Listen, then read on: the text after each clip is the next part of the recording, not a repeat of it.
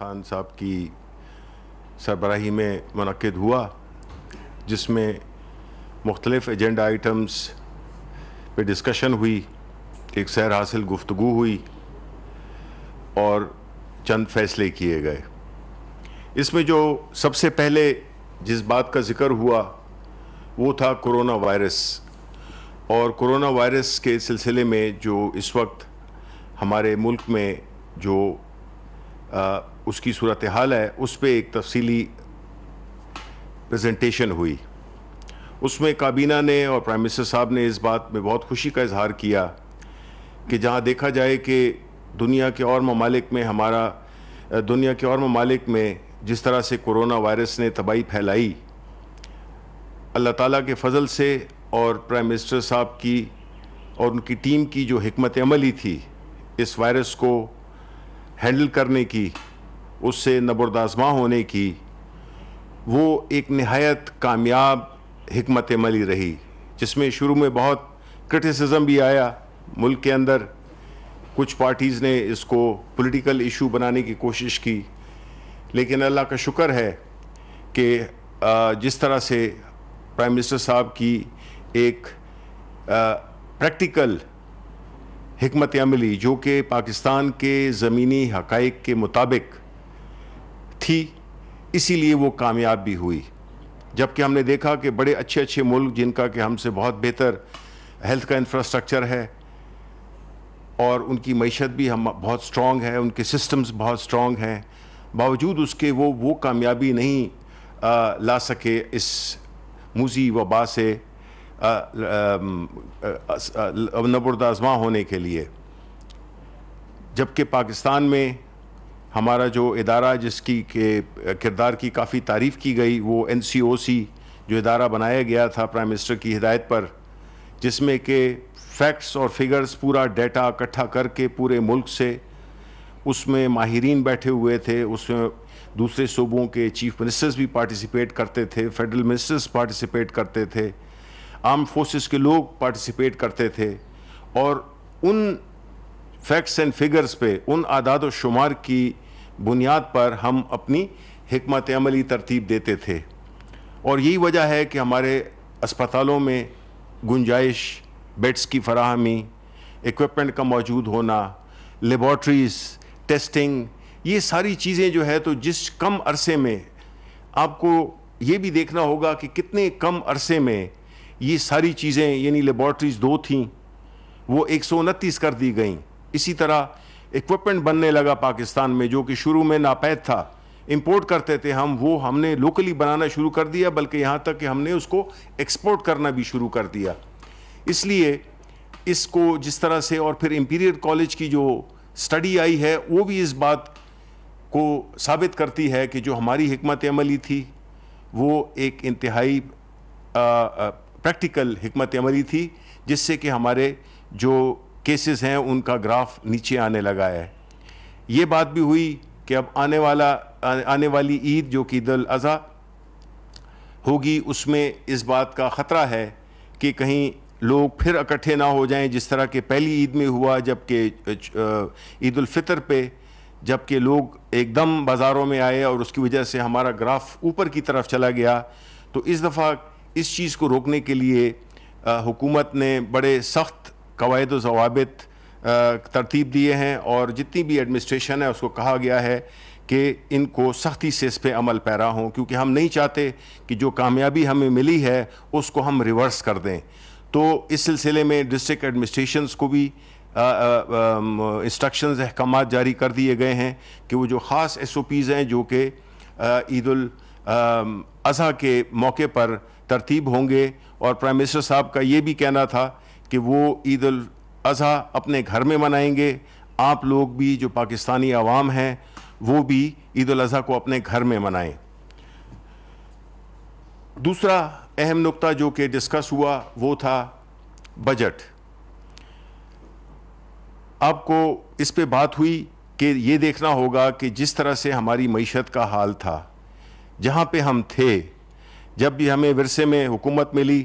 جس طرح کے سارے جتنے بھی اشاریے تھے وہ منفی میں تھے، اور اس کو ہم نے اپنی ایک کامیاب حکمت عملی جس میں کہ پرائم منسٹر صاحب کا یہ جو آسٹیرٹی پروگرام تھا جس میں کہ اخراجات کی کمی اور اپنے ریونیو کو بڑھانے کی حکمت عملی تھی وہ بھی کافی کارگر ثابت ہوئی. اور ہم نے یہ دیکھا کہ اس سخت حالات کے باوجود, اس کورونا وائرس کے باوجود جو شروع میں لاک ڈاؤن ہوا جس کی وجہ سے انڈسٹریز بھی بند ہوئیں, جس کی وجہ سے ریونیو شارٹ فال ہوا, 700 ارب کا سے مائنس سے ہم نے یہ بجٹ شروع کیا, باوجود اس کے ایک ایسا بجٹ ترتیب دینا جس میں کہ نہ نئے ٹیکسز لگائے گئے ہوں اور نہ عوام پہ کوئی اور ایسا بوجھ ڈالا گیا ہو جس کی وجہ سے ان کی زندگی وہ ہو جائے, کافی مشکل ہو جائے. تو اس بات پہ بھی کابینہ میں حفیظ شیخ صاحب کی کارکردگی کو سراہا گیا کہ انہوں نے ایسے حالات میں جبکہ ہم نے قرضوں کے بوجھ تلے ہم دبے ہوئے ہیں, جس کی ہم نے قرضوں کی قسطیں بھی ادا کیں, جس میں ہم نے سوشل پروگرامز کو بھی ذہن میں رکھا اور پی ایس ڈی پی کو بھی توجہ دی, اور اسی طرح ہم نے یہ بھی ثابت کیا کہ اگر یہ قرضوں کا بوجھ ہم پہ نہ ہوتا, یہ سود ہم نے اگر اتنی تعداد میں نہ ادا کیا ہوتا جو کہ ہمیں ورثے میں ملا تھا, تو ہمارا جو بجٹ ہے وہ بیلنس بجٹ ہے, یعنی کہ جو پرائمری وہ ہے سرپلس ہے وہ اس کی گواہی دیتا ہے کہ ہم نے اپنے اخراجات کو کم کیا اور ہم نے اپنی آمدن اور اس میں اخراجات میں توازن پیدا کیا. اس کے علاوہ جو تیسرا نقطہ تھا وہ تھا احساس پروگرام کا. احساس پروگرام ایک ایسا پروگرام جس کو کہ عالمی سطح پر پذیرائی ملی, ایک ایسا پروگرام جو کہ اتنے کم عرصے میں, ایک بہت ہی مختصر عرصے میں ترتیب کی دیا گیا, جس کی شفافیت پہ کسی نے سوالات نہیں اٹھائے, اس کو ٹوٹلی بالکل غیر سیاسی طور پہ جو 150 ارب روپے تقسیم کیے گئے, اور جس سے کہ ان غریب لوگوں کا جن کے کہ کوئی ذریعہ آمدن نہیں ہے ان کی مشکلات میں کمی کا پیش خیمہ ثابت ہوا یہ پروگرام. اور یہ پروگرام اتنا سکسیسفل رہا کہ پرائم منسٹر نے یہ انسٹرکشن دی ڈاکٹر ثانیہ نشتر کو کہ وہ ایک اس کا پارٹ 2 بھی شروع کریں اور اس کے لیے بھی حکمت عملی بنائیں, اور حفیظ شیخ صاحب سے بھی ریکویسٹ کی گئی کہ وہ انشور کریں کہ یہ جو پروگرام ہے فیز 2, احساس پروگرام فیز 2, اس کا بھی تیاری شروع کر دیں تاکہ ہمارے جو بھی ملک کے جو ہمارے سب سے جو ایک کمزور طبقہ ہے اس کو وہ کہیں اس میں نہ رہ جائے کہ ان کو کوئی مدد نہ ملے. اس کے بعد جو ہے تو ایک اہم ایشو جو کہ پاکستانی پائلٹس کا تھا, اس پہ بھی بحث ہوئی, اس کی رپورٹ پیش کی گئی. سول ایویشن اتھارٹی اور پی آئی اے کی جو حکام ہیں وہ بھی موجود تھے, اور اس کا جو بنیادی مقصد تھا جو کہ ہماری گورنمنٹ نے شروع کیا کہ کریش کے بعد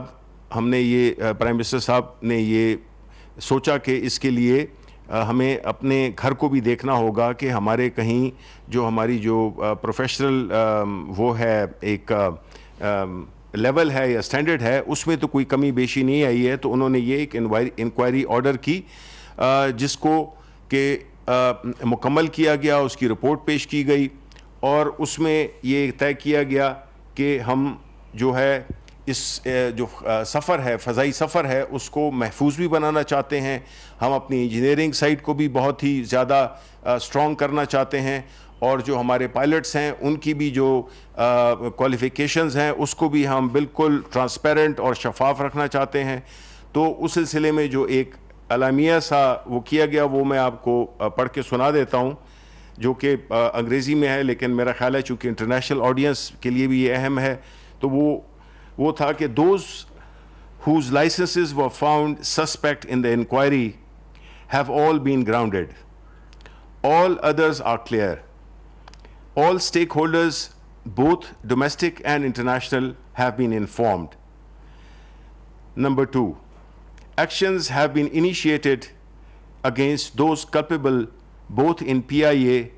and Civil Aviation Authority. 3, 28 such pilots whose licenses were found suspect and against whom disciplinary proceedings have been completed have been dismissed from service. Number 4, proceedings against the remaining are continuing and would be expedited, both disciplinary and criminal proceedings. 5, incidentally, all these suspect licenses were issued from 2010 to 2018 during governments of PPP and Pakistan Muslim League Noon. It is evident that they corrupted the system to do so. This government believes in reforming the systems, institutions, and to expose and take actions against such organized mafia. This would continue without fear and favor. Number 7, government has already initiated process to reform PIA and Civil Aviation Authority. Figures and other relevant details may be obtained from Secretary Aviation. उसके बाद जो agenda items थे उसमें जो पहले था वो sugar inquiry report के तनाज़ुर में जो एक शुगर इंक्वायरी कमेटी ने जो सिफारिशात दी थी उस पर मज़ीद जो भी डेवलपमेंट्स हुई हैं उसकी ब्रीफिंग दी गई और वज़ीर सनत और पैदावार उन्होंने बताया कि शुगर रिफॉर्म कमेटी तश्कील दी जा चुकी है जिससे बुनियादी तौर पे जो चीनी की पूरी जो सप्लाई चेन है, पूरी जो चीनी किसान से लेकर और सारिफ तक वो जो है उसकी एक पूरी वो बना दी गई है जिसमें कि आवाम को सस्ती चीनी मिलने के मौके पैदा होंगे। उसके बाद काबीना में जो मनी लॉन्ड्रिंग के कानून को मज़ीद मौसर करने के लिए अमेंडमेंट की, क्योंकि जैसे आप जानते हैं कि फैटफ के तनाजुर में ये मनी लॉन्ड्रिंग की और मनी लॉन्ड्रिंग इस मुल्क में उसने बहुत ज़्यादा नुकसान पहुंचाया है। हमारी जो मुल्क की मुख्तलिफ जो इंपोर्ट्स हैं, एक्सपोर्ट्स हैं और जो local under invoicing, over invoicing होती थी उसमें मनी लॉन्ड्रिंग ने और यहाँ से कैपिटल फ्लाइट करने में भी मनी लॉन्ड्रिंग ने एक बहुत बड़ा नुकसान मुल्क को पहुँचाया है। तो इस पर बहुत ही एक मौसर और एक इफ़ेक्टिव किस्म का एक कानून साजी की गई है। उसके अलावा काबीना ने मुनव्वर हुसैन को CEO agro food processing Multan तैनात करने की मंजूरी दी और उसके साथ साथ सैयद मीकाल हुसैन, इमरान वहीदुद्दीन और मुराद अंसारी को STEDC technology commercialisation corporation of Pakistan limit के बोर्ड ऑफ डायरेक्टर्स में बतौर मेंबरान तैनात करने की मंजूरी दी। काबीना कमेटी बराए निजकारी ने 2 जुलाई को 2020 के इजलास में लिए गए फैसलों की मंजूरी भी दी और काबीना ने ड्रग प्रोसेसिंग पॉलिसी 2018 को ड्रग एक्ट 1976 के मुताबिक बनाने के लिए तारामीम की भी मंजूरी दी। काबीना ने मोहतरमा राहत कोनैन हसन, शुमाइला लोन और मुश्तबा अहमद लोदी को 3 साल के लिए मुसाबिकती कमीशन ऑफ पाकिस्तान के मेंबरान तैनात करने की मंजूरी दी। काबीना ने राहत कोनैन हसन को चेयरमैन मुसाबिकती कमीशन ऑफ पाकिस्तान तैनात करने की मंजूरी दी। ये वो कंपटीशन कमीशन ऑफ पाकिस्तान है जिसका एक बहुत ही ज़्यादा अहम रोल रहा है और बदकिस्मती से माजी में जिस तरह से लोगों को वहाँ पे लगाया जाता था और ये शुगर रिपोर्ट और जिस किस्म की जो क्राइसिस हुई हैं हमारे मुल्क में उसमें मुसाबकती कमीशन का एक बहुत बड़ा किरदार रहा है, एक नेगेटिव किरदार रहा है। हम ये उम्मीद करते हैं कि नई तैनातियों से इसमें बड़े मेरिट के मुताबिक बड़े ट्रांसपेरेंट तरीके से तैनाती की गई है और हम ये उम्मीद करते हैं कि ये इदारा जिस तरह के और बहुत से इदारे थे जिनको के मफलूज कर दिया गया है, हम ये उन इदारों को दोबारा खड़े کرنے کی کوشش کر رہے ہیں اور ایسے لوگوں کو لا رہے ہیں جو کہ نہ سفارش پہ اور نہ کسی تعلق کی بنیاد پر آئیں، تاکہ وہ ان اداروں کو کھڑا کر سکیں، کیونکہ ادارے ملک کو چلاتے ہیں اور ادارے ہی ملک کی اور عوام کی انٹرسٹ کا تحفظ کرتے ہیں۔ تو ان کوششوں پہ امید ہے کہ ہمارے جو آگے آنے والا وقت ہے اس میں یہ ادارے بہت بہتر طریقے سے کام کر سکیں گے۔ یہ تھا آج کا اس کا خلاصہ، اور جو تفصیلات ہیں وہ ظاہر ہے پریس کو ڈیٹیل میں وہ مہیا کر دی جائیں گی۔ بہت بہت شکریہ۔